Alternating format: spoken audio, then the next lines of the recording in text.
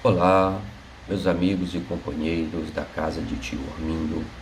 Hoje, 23 de dezembro, vamos fazer algumas reflexões sobre a nossa atitude nessa sublime escolha de caminhar ao lado de Jesus. Estamos às vésperas da comemoração aqui na terra do natalício de Jesus, do seu nascimento em nossas vidas.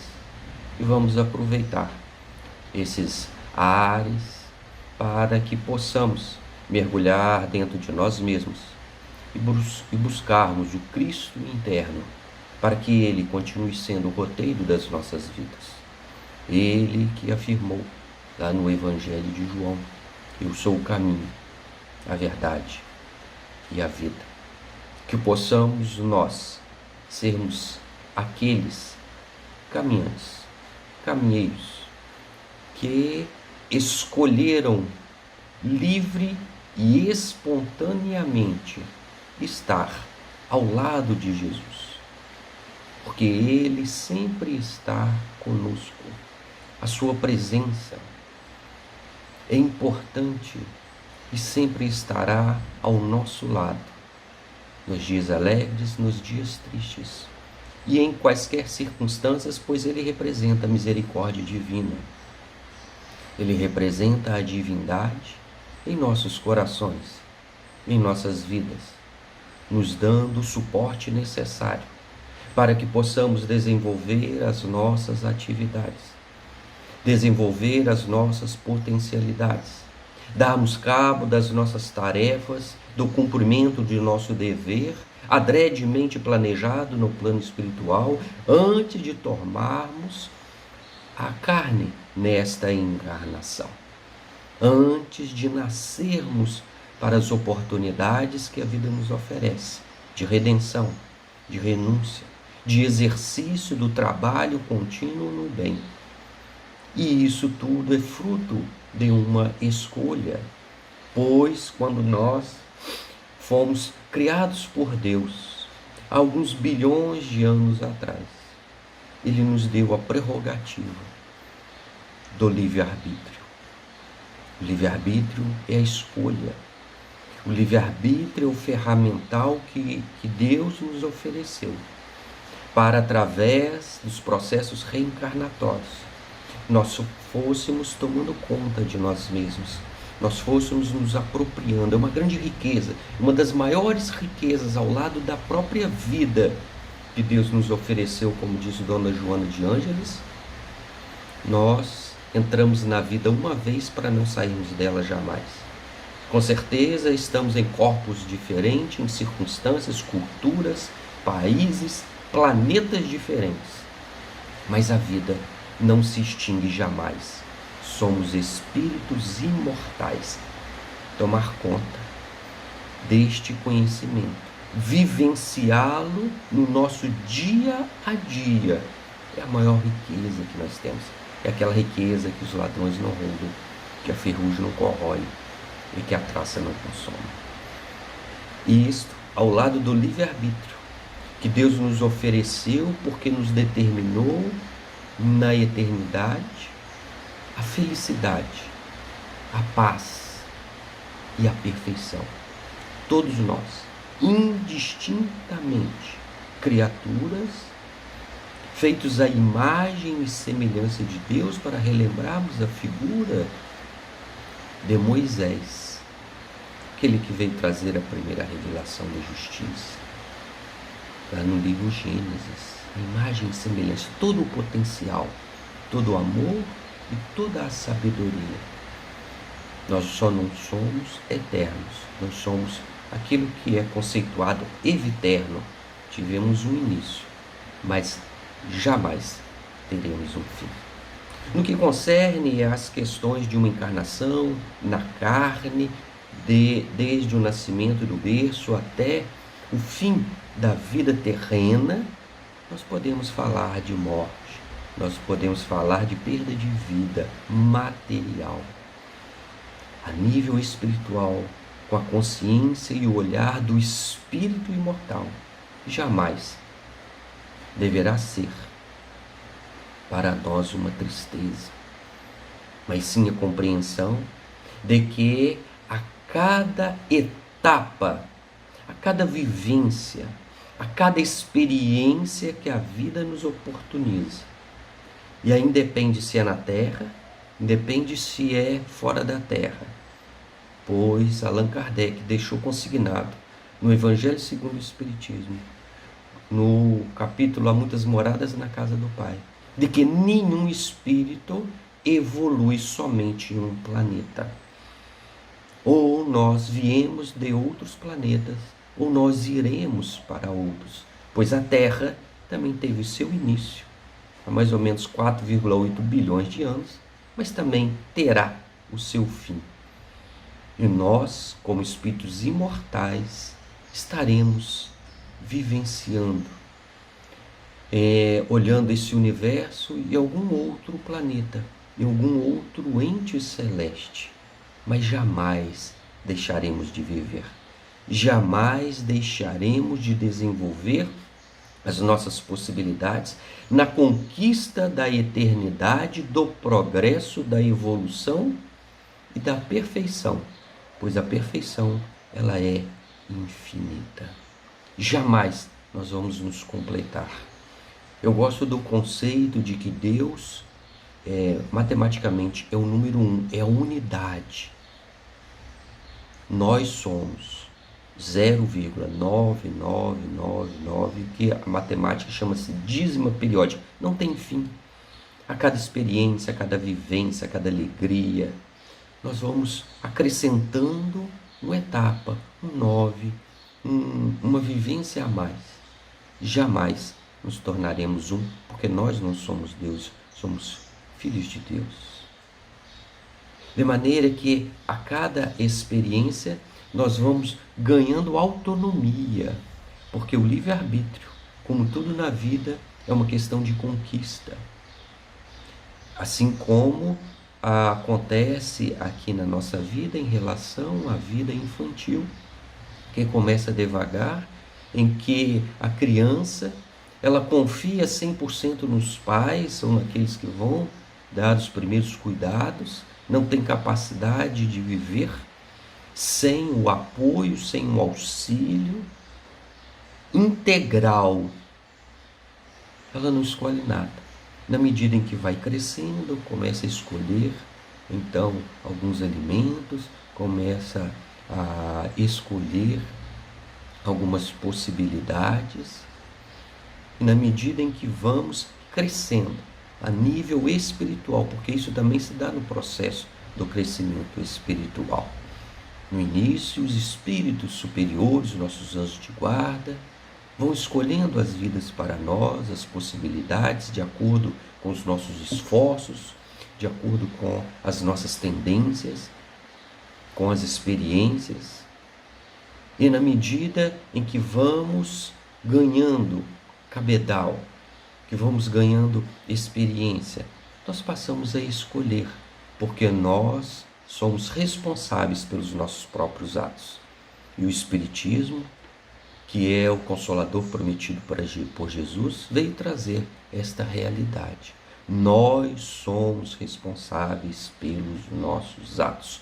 Todos nós. Ninguém, nem Deus, nem nossos pais, nem nosso anjo de guarda, nenhum familiar.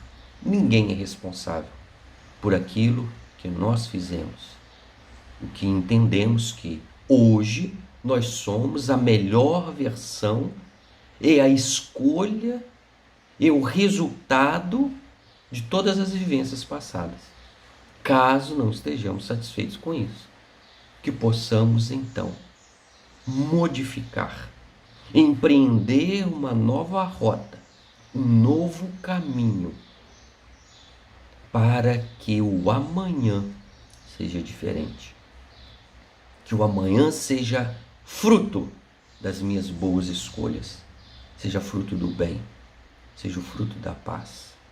Como diz o livro Eclesiastes, debaixo do céu há tempo para tudo. Há tempo de plantar e há tempo de colher. Só que esse conteúdo, ele não é eminentemente separado, como acontece numa plantação. que a gente joga a semente, cuida dela, depois ela cresce e se transforma num arbusto, depois numa árvore, dá folha, dá flor, depois dá fruta. Não.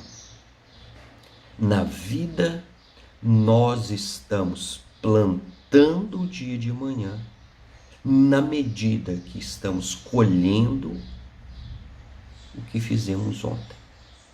É um conjunto, é mais complexo do que uma semente. É parecido, a ideia é a mesma, mas nós somos muito mais complexos, porque nós somos espíritos dotados de razão, já conscientes de que estamos aqui para, como disse Jesus, brilhar a nossa luz, para que nós tenhamos a consciência de que nós somos deuses. Isso quem falou foi Jesus, e que podemos fazer tudo o que ele fez e muito mais. Para descobrirmos, para termos esta consciência, é que estamos aqui, por exemplo, no Espiritismo, estudando essa doutrina bendita e consoladora, que nos auxilia, que nos conforta, que nos esclarece, que nos dá um roteiro, que nós escolhemos para ser a base que nós vivenciamos a reeducação da nossa própria alma e a ressignificação do relacionamento com os nossos semelhantes. De maneira que tudo na vida é escolha, meus irmãos. Algumas vezes, em algumas circunstâncias, da própria vida material, como o ter que se alimentar, o ter que cuidar do corpo, o ter que repousar, dormir para descansar o corpo. São circunstâncias da vida material que nós não podemos fugir, senão nós morreremos. Ficar sem beber água, sem se alimentar, morre. Não tem como. É uma imposição da própria vida. Mas dentro disso, quantas escolhas nós podemos fazer? O que comer, quanto, a quantidade, o teor, a qualidade. E a vida nos ensina que precisamos do necessário para mantermos a vida e para buscarmos a cada dia que amanhece novas experiências e aquilo que é fundamental que a gente vai aprendendo ao lado de Jesus, dos seus ensinamentos e da revivescência deles na figura do Espiritismo, dessa doutrina que os espíritos superiores ditaram para nós e que Kardec deixou codificado nas 5 obras básicas. De que nós estamos aqui para sermos felizes. E só depende dos nossos esforços, compreendendo e nos adequando à lei divina. E esta lei está guardada dentro das nossas consciências. O que significa que precisa do nosso esforço para adentrar o nosso interior, para mergulharmos dentro de nós mesmos. E somente ali, onde Jesus disse que haveria e que está estabelecido o reino de Deus, é que nós conseguiremos dar passos decisivos para a nossa felicidade. E como eu disse, às vésperas do seu natalício, o importante é refletirmos como está o nosso relacionamento com Jesus, ou identificarmos esta sublime escolha que é individual, que é intransferível e que todos nós haveremos de passar. É inexorável, que é a descoberta de Jesus em nossas vidas e que Ele haverá de nos auxiliar na nossa jornada terrena. Esta escolha, este caminhar, esta proposta vem sendo feita para nós há 2000 anos. Na verdade, há mais de 2000 anos, 2021 anos, segundo o nosso calendário, que serve de referência para as nossas vidas. E então entendemos, na figura de Jesus, como está escrito na questão 625 do Livro dos Espíritos, nosso modelo e nosso guia, ou o nosso pão do mundo, a luz do mundo, o grande auxiliar de Deus, bom pastor, o caminho, a verdade, a vida, a porta, através da qual nós entraremos para a vida eterna. E o que é entrar para a vida eterna? Consciência de que somos espíritos imortais. E esta escolha nos é ofertada. E o Espiritismo veio relembrar todos os ensinamentos verdadeiros que Jesus nos deixou.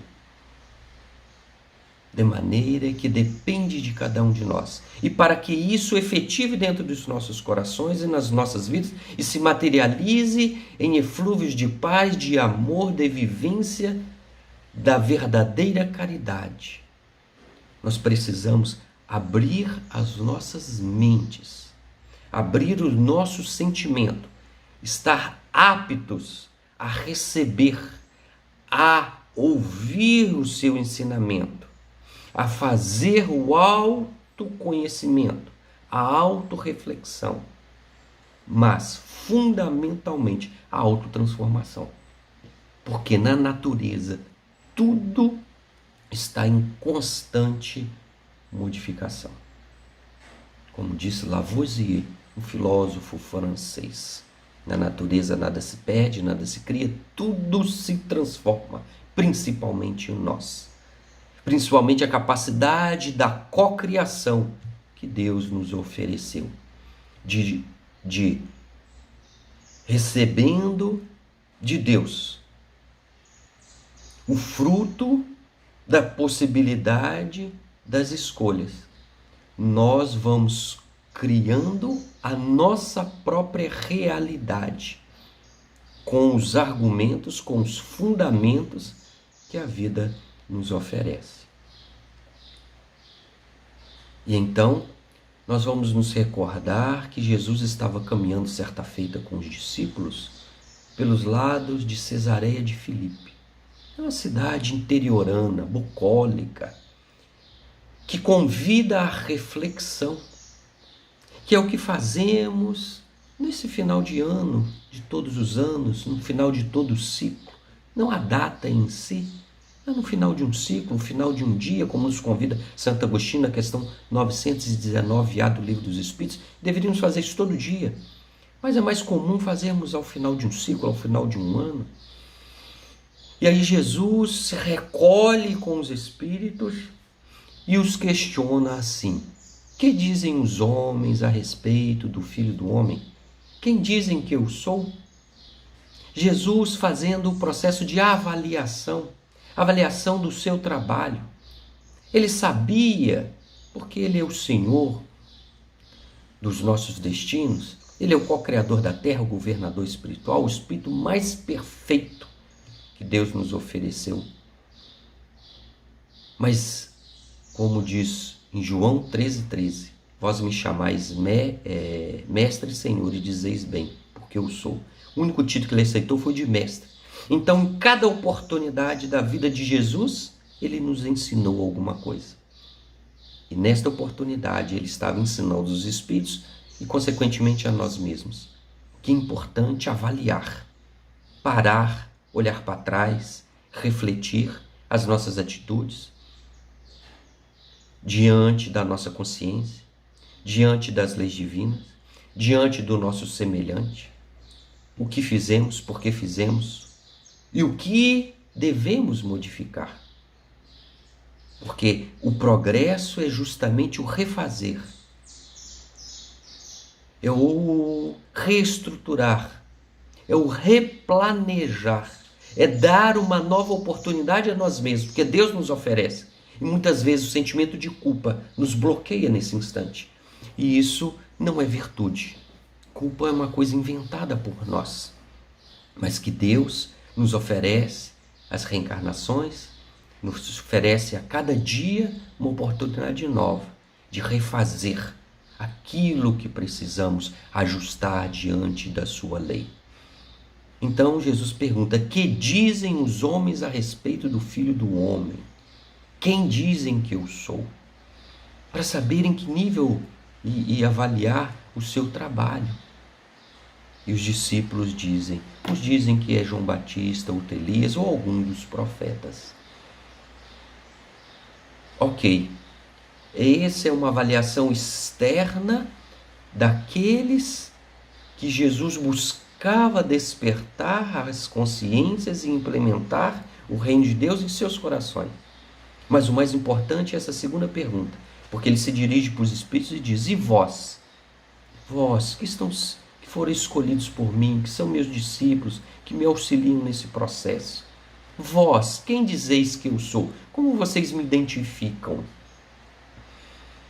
Quem eu sou para vocês? O que eu represento na vida de vocês? Esta pergunta cabe para nós hoje, que estamos às vésperas do Natal. Quem Jesus representa para nós? Representará o médico das almas? Representará o médico dos corpos que vem curar as minhas dores, que vem curar as minhas doenças? Significa aquele que vem fazer milagres, retirar todas as dores da minha vida? Ou ele é o mestre que me ensina, que me esclarece, que me dá oportunidade de uma vida diferenciada? Ou ele é o amigo, o companheiro que está ao meu lado nas horas tristes, mas também nas horas alegres, em todos os momentos da minha vida, das angústias, na noite, no dia? O que Jesus representa em nossas vidas? Quanto tempo do nosso dia nós dedicamos a pensar nele, a conversar com ele, a refletir sobre os seus ensinamentos? É o que ele pergunta para os discípulos.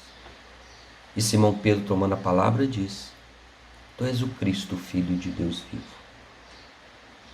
E Jesus disse: bem-aventurado és Pedro, porque não foi a carne nem o sangue que isso te revelaram, mas meu Pai que estás nos céus. Porque é profunda a resposta dele. Mas a resposta de Pedro auxiliou a sua própria vida, embora ela sirva de referência, o que nós podemos entender e qual tipo de relacionamento poderemos ter com Jesus. Tu és o Cristo, Filho de Deus vivo. Tu és a própria vida. Tu és a oportunidade de ter olhos, de enxergar a vida diante da sua beleza, das suas oportunidades, de tudo aquilo que ele resumiu na palavra: vim para que tenhais vida e vida em abundância, para sermos alegres, para aproveitarmos e agradecermos a cada momento que respiramos, de oxigênio que nós inspiramos, de todas as reações fisiológicas do nosso corpo, de todos aqueles que convivem conosco, de tudo o que a vida nos oferece.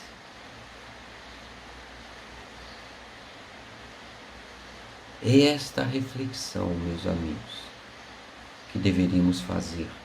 E para auxiliar nela, dado que nós falamos sobre o caminhar com Jesus, vamos nos recordar de dois irmãos, conhecidos no Evangelho como os irmãos da estrada de Emaús, que identificaram Jesus, que compreenderam quem era Jesus, que sabiam que ele era o profeta, aguardado e cantado por Isaías lá no Velho Testamento, de que viria para transformar o mundo e que iria colocar no poder a raça hebreia, como a escolhida por Deus, porque na época eles estavam subjugados ao Império Romano. E Jesus, como o profeta, e esses dois irmãos acreditavam piamente nisso, e não estavam errados neste contexto, a não ser de que Jesus não é privilégio de uma raça, mas de toda a humanidade, porque o que vige no universo é a lei da fraternidade universal.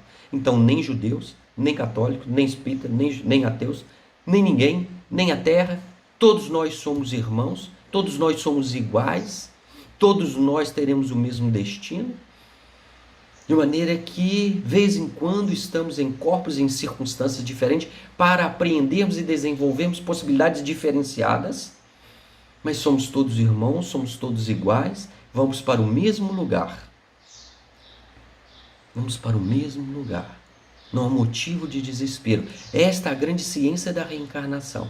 Vamos aproveitar tudo aquilo que a vida nos oferece hoje, não querendo ser a experiência do meu outro irmão, porque eu já fui no passado ou serei no futuro. Isso é o que os Espíritos nos ensinam e que tem sido a referência das nossas vidas. E nesta crença de que Jesus seria o profeta decantado pelos profetas anteriores, eles foram a Jerusalém buscar Jesus, buscar aquele que iria modificar a vida deles. Nós também vamos, não a Jerusalém, ou entendemos a Jerusalém nos nossos próprios corações. Onde nós vamos buscar Jesus? No centro espírita? Ótimo. Mas Jesus só está no centro espírita? Jesus está fechado em algumas paredes, em alguns lugares específicos? Segundo as suas próprias palavras, todas as vezes que fizeres algo de bom a um desses pequeninos, é a mim que o fazeis. Então, já dá uma abrangência de compreensão. Dentro do nosso lar, Jesus está. Se eu auxilio aquele que é meu irmão, que está comigo todos os dias, eu estou auxiliando o próprio Jesus, porque ele representa a união divina nesta fraternidade universal. Em outra oportunidade, uma parábola diz: todas as vezes que eu estive nu e me vestiste, tive sede e me deste beber, tive fome e me deste comer, e estive preso e foste me visitar, é a mim que o fazeis.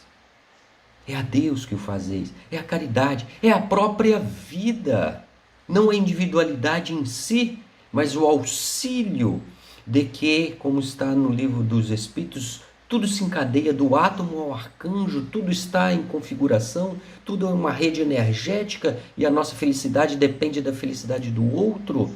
Como diz Rabindranath Tagore, que foi um poeta indiano: como poderei ser feliz ao lado dos caminheiros que perderam as vias da felicidade? Ninguém é feliz sozinho.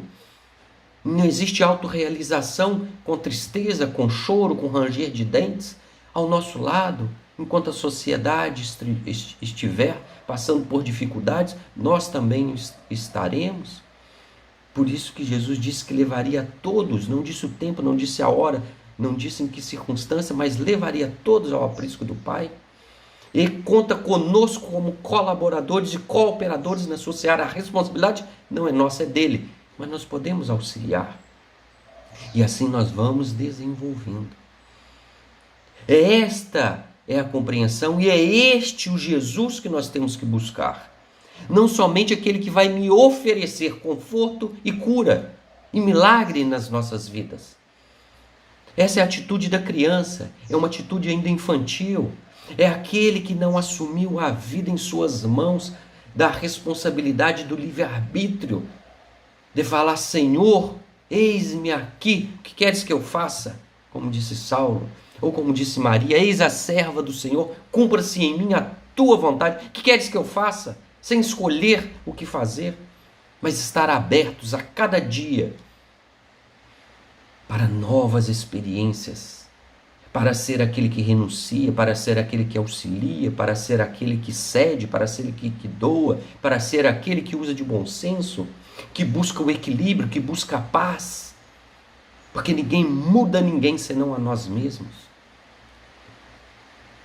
Então eles foram buscar os dois irmãos Jesus em Jerusalém. E nós, onde estamos buscando Jesus? Uma resposta que devemos dar a cada um de per si. Só que ao chegar lá, não encontraram Jesus e ficaram tristes, como consta aqui o Evangelho de Lucas, no seu capítulo 24, a partir do versículo 13, para quem quiser buscar a referência. Eles estavam tristes, porque não alcançaram as suas expectativas. E essa pergunta fica para nós. Quando nós oramos, quando nós buscamos os Espíritos, Jesus, Dr. Bezerra, os nossos anjos de guarda, quando nós fazemos as nossas solicitações pelas nossas preces, e nós não somos atendidos, pelo menos da maneira como nós desejaríamos, o que fazemos? Quais as nossas reações? As internas. Será que a gente diz, por que eu não fui atendido? Qual seria a razão? Meu irmão fez a oração, fez um pedido e foi agraciado, por que eu não? Qual a razão dessa circunstância? Deus não gosta mais de mim? Os Espíritos esqueceram de mim? Por que não sou merecedor? Por que o outro é e eu não sou? Será que pedi algo que não vai ser bom para mim? Enfim, essas perguntas precisam ser colocadas, trazidas à nossa consciência e resolvidas e respondidas por nós. Ou devemos exercitar a confiança e a fé e depositar em Jesus, em depositar na espiritualidade superior as nossas próprias vidas. De que tudo tem a hora certa. E vou repetir Eclesiastes: a hora de plantar, a hora de colher, a hora de pedir e a hora de receber a resposta. Será que ficamos tristes? Será que desanimamos nas nossas atividades? Porque às vezes a gente acha que a quantidade de atividade que vai me oferecer a resolução da minha vida, não entendendo que as atividades que realizamos dentro e fora do centro, independe do local, são os meios para a reflexão de que somos filhos de Deus, que escolhemos a nossa vida e que a solução está dentro de nós mesmos. E que a vida nos propicia em cada dor, em cada tribulação, em cada dificuldade no relacionamento com o meu semelhante, a oportunidade de desenvolver as virtudes da paciência, da benevolência, da indulgência, da misericórdia e da fraternidade. Por exemplo, tantas outras. A cada dia uma experiência nova, um aprendizado novo. E como eles não encontraram a Jesus, eles retornaram pela estrada e conversavam entre si, e estavam tristes.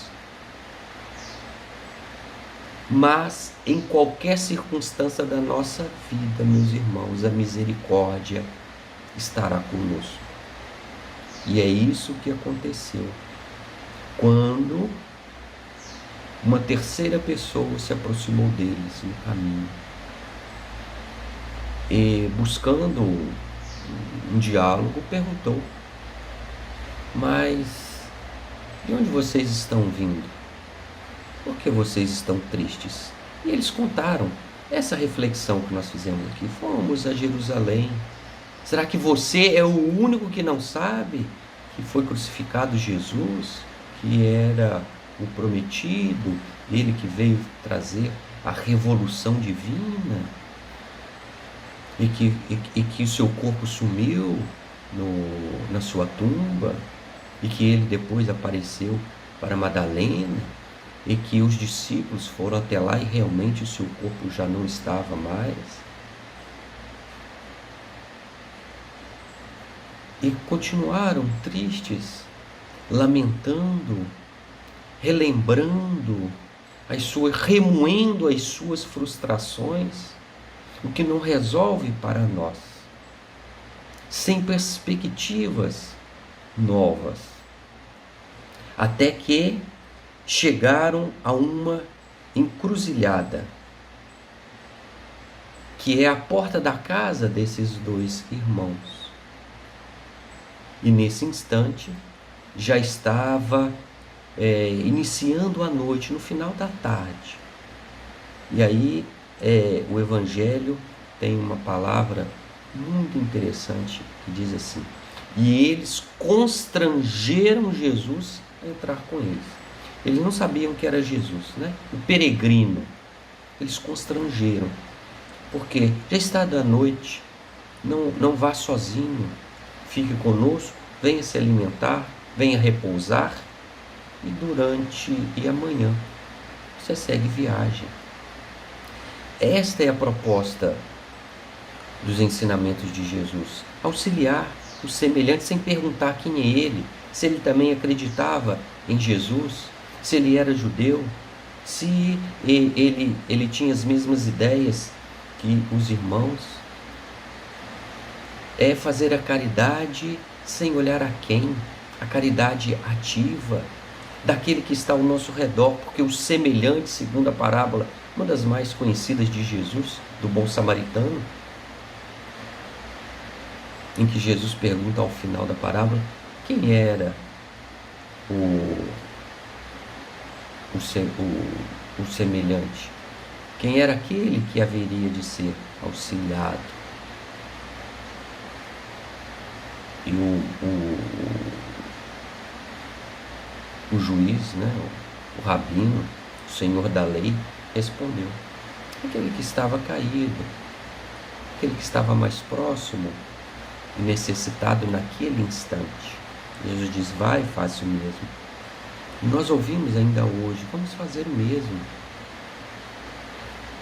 Porque o grau da capacidade que nós temos de confortar o coração alheio é o grau do problema do semelhante que chega até a mim. Aquele que nós não temos capacidade de auxiliar, a vida não nos oferece. Se, e somente se, chegou até nós um problema, é porque nós temos capacidade de resolver.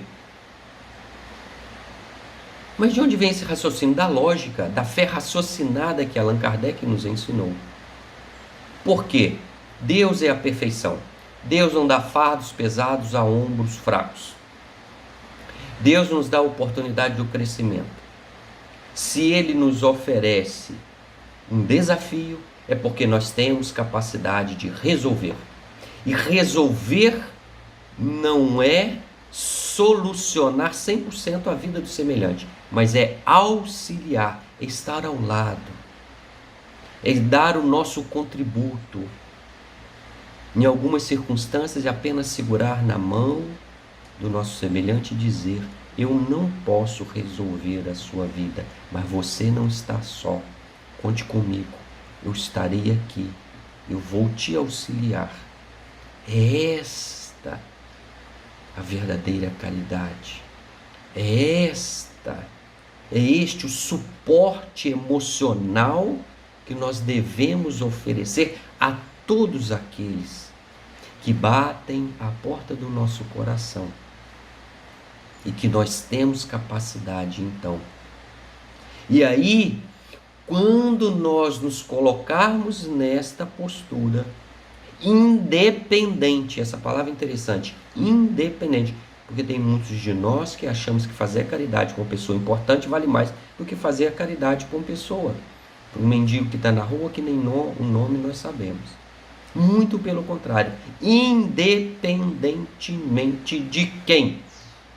O ideal é que nós nem conheçamos a pessoa, que aí estaremos retratando a divindade, porque Deus nos ama, Deus nos deu a vida, Deus nos auxilia, Deus nos envolve na sua misericórdia. E Ele não aparece por nós, não faz questão de responder às nossas dúvidas, e ainda que praguejemos contra Deus, Ele continua nos amando, nos auxiliando.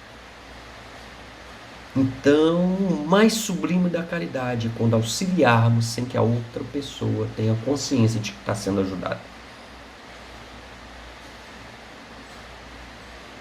E foi o que esses dois irmãos fizeram, constrangeram, no sentido positivo. Ele não, o constrangimento não é somente no sentido negativo. Eles forçaram, eles falaram e alertaram para a possibilidade da dificuldade, porque a noite já estava adentrando, que não deveriam caminhar à noite sozinhos, porque a evolução se faz em sociedade. A seara do Cristo se dá em fileiras, porque nos esclarecem que reina no Evangelho segundo o Espiritismo. Coletivos são os trabalhos da humanidade. Ninguém vem para tudo e nem para todos. Que devemos trabalhar em conjunto. Jesus conta conosco e nós contamos com aqueles que estão ao nosso redor. O centro espírita é uma egrégora, uma igreja, uma união de esforços. Os espíritos compõem esta união, este conjunto. Nós encarnados, espíritos desencarnados, e todos unidos de amor, para auxiliarmos uns aos outros. Porque não existe nenhuma comunidade, aquele que só ensina, aquele que só oferece, que não tem nada para ser ajudado. Até Jesus, que foi o único que não precisava de ajuda e não precisava de auxílio de ninguém, veio aqui e pediu auxílio para nos ensinar. Pediu de 12 discípulos, de que nenhum trabalho ele é isolado. O trabalho ele é comunitário. Os esforços são conjunto. E os resultados, meus irmãos, não nos pertencem. E isso quem nos ensinou foi Paulo de Tarso. Ele diz assim: Paulo planta, Apolo rega, mas quem dá o crescimento é Deus. Nós damos o nosso contributo, o semelhante dá o seu contributo. A gente faz o que tem que ser feito e vamos embora. Porque o resultado, aquela semente que plantamos no coração do semelhante, que nós regamos, que nós auxiliamos, a vida, o brotar vai depender dele e do auxílio divino, e não dos nossos esforços. Nós estamos aqui para sermos cooperadores, colaboradores, laborar, trabalhar junto a Jesus, na medida em que pegamos a charrua e não olhamos para trás, que não escolhemos que tipo de tarefa nós devemos fazer, e de que a vida seleciona para nós, como já foi dito, aquela que nós temos capacidade de auxiliar aos nossos semelhantes. E aí, ao constranger, ao oferecer, mas podemos falar assim, tem gente que não quer. E aí temos na leitura também do Evangelho segundo o Espiritismo, chamado O Amor, de Sansão. Diz assim: ninguém tem coração fechado para o amor. Ninguém resiste, pois a presença do amor verdadeiro, ao seu malgrado, ele cede. Ninguém resiste ao amor. Se houver resistência, pode ser que nós ainda não tenhamos a pureza necessária de um amor, sem nenhuma expectativa, sem querer nenhum resultado para a nossa personalidade. Quando nós nos abstrairmos efetivamente e oferecermos como médiuns, como meios para auxiliar o semelhante, tendo consciência de que nós podemos muito pouco ou quase nada, como nos ensina Lucas em 17:10, somos servos inúteis, porque fizemos somente o que deveria ter sido feito, de que nós não fazemos nada além. Quem dá o além é a espiritualidade, como nos ensinou Jesus. Faça a tua parte e o céu te ajudará. Quando nós tivermos plena consciência de que muito pouco ou quase nada podemos fazer, mas é fundamental esse pouco, porque de pouco em pouco, de grão em grão, de união em união é que se faz as montanhas, é que se fazem os trabalhos.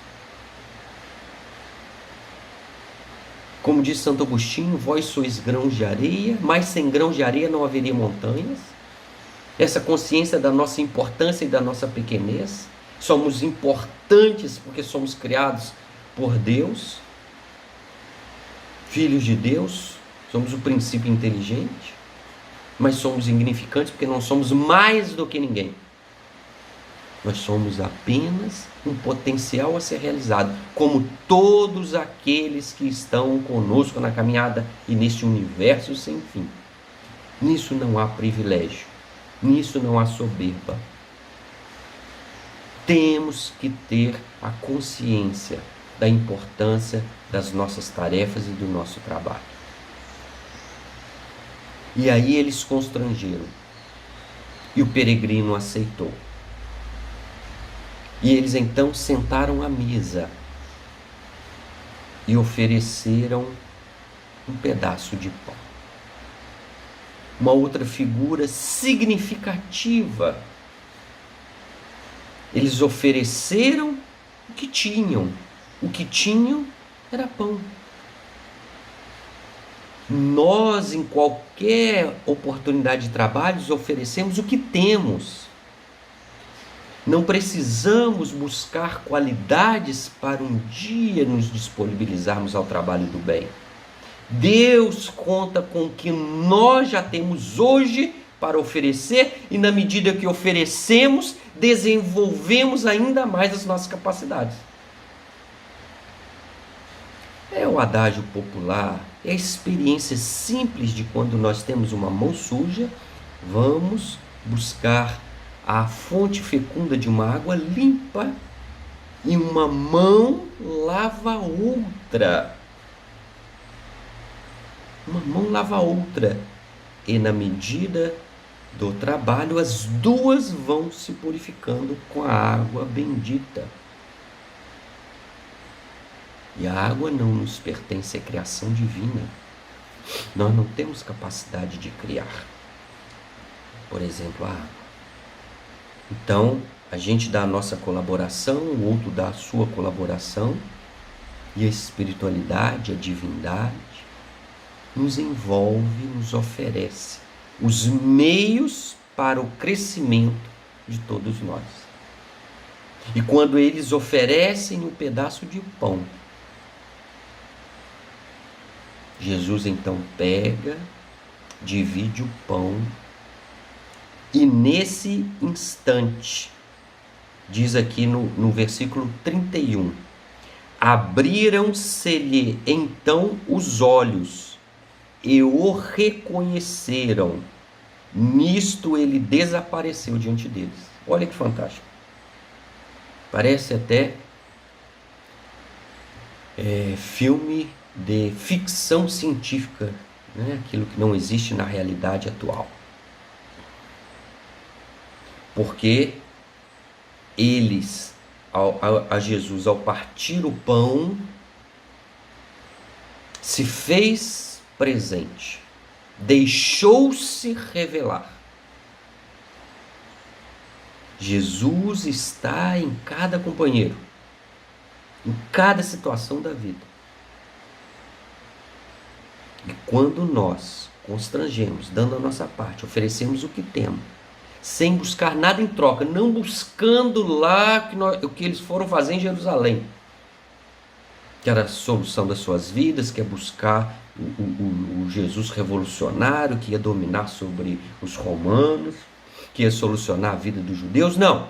Quando estamos buscando algo para nós, nós não vamos encontrar Jesus. Eles não encontraram Jesus. Na medida em que retornarmos para a nossa vida, tomarmos consciência de quem somos, nós então vamos buscar no nosso trabalho, no nosso esforço de oferecermos o que de melhor nós temos, e todo mundo tem algo de bom para dar. Todos nós temos. Vão se abrir os nossos olhos. Isso é um milagre. Um milagre que Jesus fez, por exemplo, com o cego de Jericó, com tantos outros, que Ananias fez lá em Damasco, quando Paulo estava cego, fez cair as escamas de seus olhos. Nós vamos dar nascimento ao Cristo, não a Jesus. Jesus já nasceu, já desencarnou, já passou, acabou. Mas o Cristo divino, o Cristo interior, esse vai nascer quando nós não desejarmos, nós apenas sermos instrumentos do bem, falando e repetindo como Paulo: Senhor, o que queres que eu faça? Pegar a mão na charrua, não olhar para trás e nos disponibilizarmos, sem escolher hora, sem escolher local, sem escolher as circunstâncias. Eu trabalho em tal dia, em tal hora, em tal circunstância. Fora disso eu não posso. É importante, ajuda, mas não é aquele trabalho espontâneo, de amor, que não escolhe, que diz assim: Senhor, ou como disse Maria, cumpra-se em mim, é agora, é aqui, é lá. Eu estou disposto, eu me ofereço, eu me entrego em suas mãos, para que o amor, para que a paz, para que a tranquilidade, para que o conforto se estabeleça no coração do meu semelhante. E automaticamente, como disse Jesus, aquele que acende uma lâmpada não coloca debaixo do candeeiro. E fazer o bem e auxiliar o semelhante, fazer a caridade, é acender a luz interior. E quem é o primeiro a ser clareado com ela somos nós mesmos, porque estamos com a essência do bem, a essência da luz. E quando isto acontecer, quando nós menos esperarmos, nós vamos enxergar Jesus no nosso semelhante. E aí se cumprirá o que está em João, a partir do capítulo 14, versículo 1. Não se turbe o vosso coração, credes em Deus, crede também em mim. Na casa de meu pai há muitas moradas, se não fosse assim eu vou teria dito: vou para vos preparar o lugar e retornarei, para que onde eu estiver vós estejais também. E vós sabeis qual é o caminho. E Tomé, tomando a palavra, disse: mas qual é este caminho, Senhor? E ele disse: eu sou o caminho, a verdade e a vida. Esta reflexão, meus irmãos, eu ofereço para todos vocês, que nós fazemos neste momento especial, de que toda a humanidade relembra o nascimento de Jesus, mas que ele não se dá numa data específica, num momento específico, em um determinado local. Ele se dá no momento em que nós constrangemos Jesus a fazer parte da nossa vida interior. Quando nós oferecemos tudo o que temos, quando nós não exigimos nada para trabalhar na sua seara. É um milagre do nascimento, milagre da vida, milagre do despertar. O milagre de enxergar e ver a vida com olhos diferentes, porque a vida é perfeita porque é criação de Deus. Se não o é porque nós não a enxergamos assim. Por isso que nesse instante, Jesus vai aparecer. E assim como a felicidade, quando nós identificarmos Jesus e quisermos estar próximos e segurarmos e dar um abraço a Jesus, ele vai desaparecer. Não é interessante isso, meus irmãos? Ele vai desaparecer. Porque a nossa intenção é sempre retê-lo, é segurá-lo. Agora você é meu, você está comigo. E ele está não na retenção, mas quando nós abrirmos definitivamente os nossos corações, quando nós não desejarmos, quando nós vivenciarmos na fé. E aí sim, numa outra circunstância, ele aparece de novo e desaparece. E o aparecer e o desaparecer é a perspectiva de senti-lo no momento mais sublime das nossas vidas, da entrega total, como fez Francisco de Assis. Entregar-se e confiar plenamente na vida, que eu ainda não consigo hoje, mas vou conseguir. Estamos a caminho. Nós já estamos aqui ouvindo os ensinamentos de Jesus. Nós já escolhemos os ensinamentos da doutrina espírita. Nós já nos esforçamos, dedicamos tempo para a nossa própria melhora. E o aprimoramento é constante e infinito. Que neste Natal que se aproxima,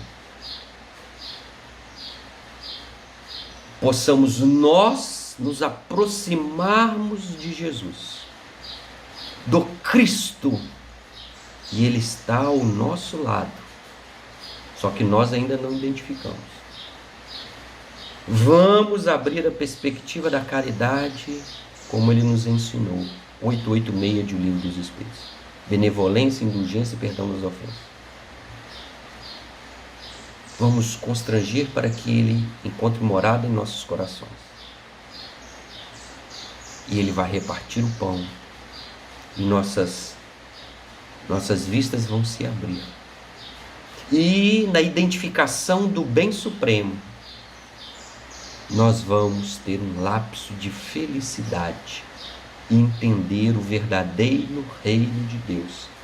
E vamos ter colocado um tijolinho a mais nesse reino que vamos construindo dentro dos nossos corações.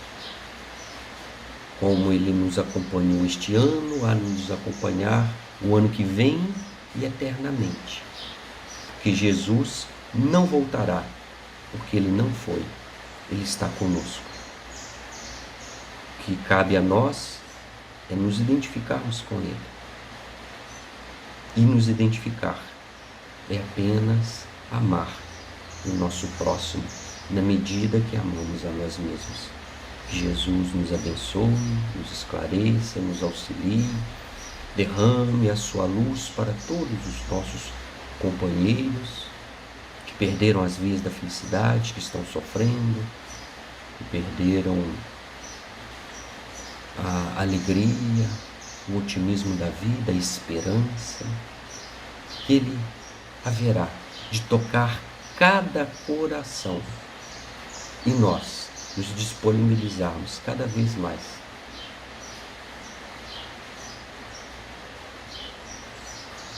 para trabalharmos na sua seara divina, entregando-nos plenamente sob os auspícios e o amparo de Jesus, da espiritualidade benevolente que nos acompanha e que nos esclarece. Fica conosco, Senhor, despeça-nos na Tua paz. Que assim seja.